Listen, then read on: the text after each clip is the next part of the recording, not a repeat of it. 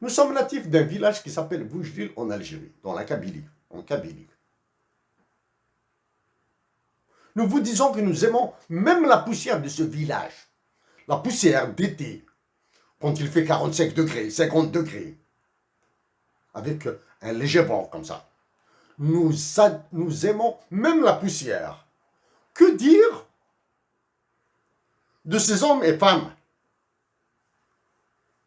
Que dire de sa nature, de ses montagnes, de ses rivières, de ses ravins, de ses écoles, de sa mosquée?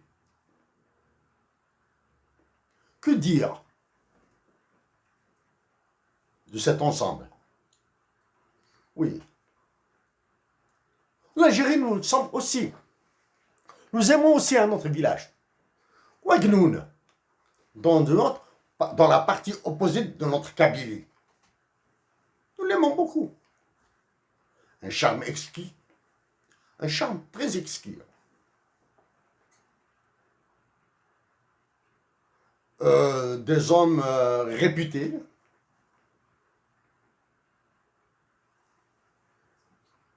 Ouagnoun a sa beauté.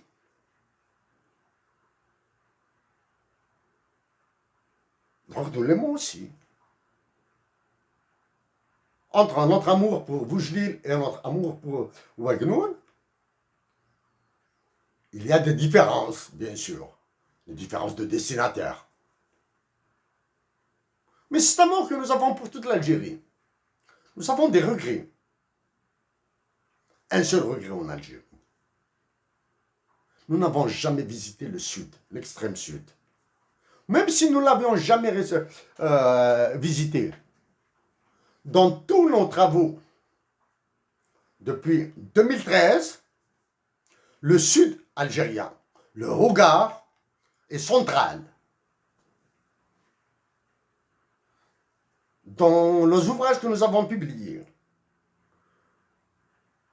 le Hogar, le Tanzeloust, le désert algérien, est central. Oui, il est de réputation mondiale.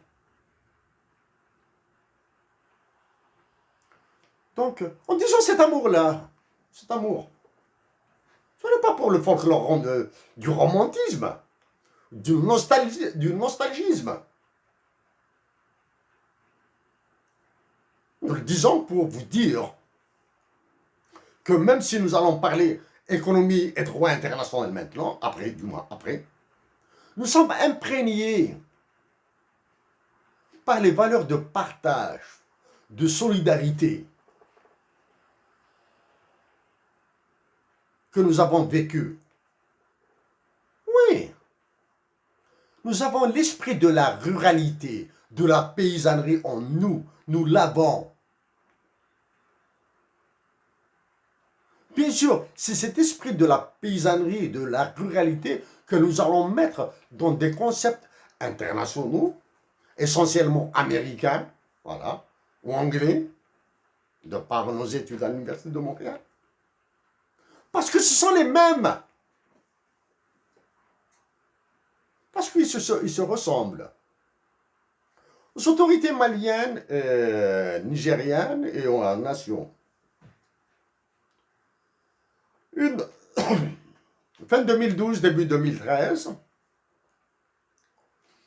une de nos compatriotes a travaillé en Ouganda. Bon, elle a fait un séjour au lac Victoria, naissance du Nil. Elle a fait un séjour universitaire pour ses besoins de recherche, etc., pour ses besoins universitaires. À son retour, elle nous a raconté quelques aspects.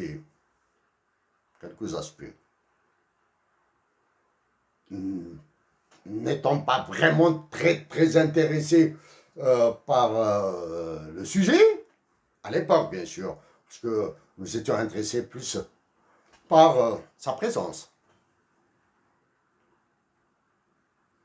Et nous avons déplacé les discussions vers d'autres sujets dans l'expression la plus connue d'intérêt commun. Mais à l'Université de Montréal,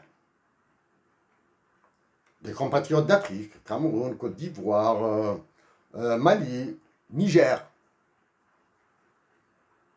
Maroc, Tunisie. Tunisie, oui, mais c'est juste pour une très très brève période. On travaillait sur des sujets qui nous intéressaient. Donc, nous avons été présents, témoins, nous avons participé au débat, etc., et aux discussions sur la mangrove au Niger, les enjeux du Niger, les enjeux de la paix en République démocratique du Congo,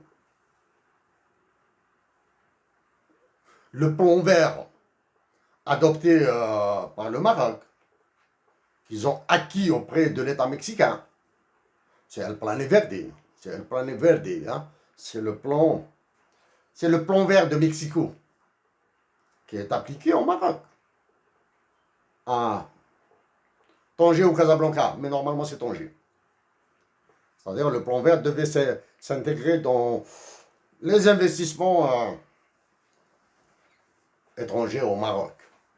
Et donc nous avons quelques éléments et nous nous documentons beaucoup. Donc voilà pour l'aspect.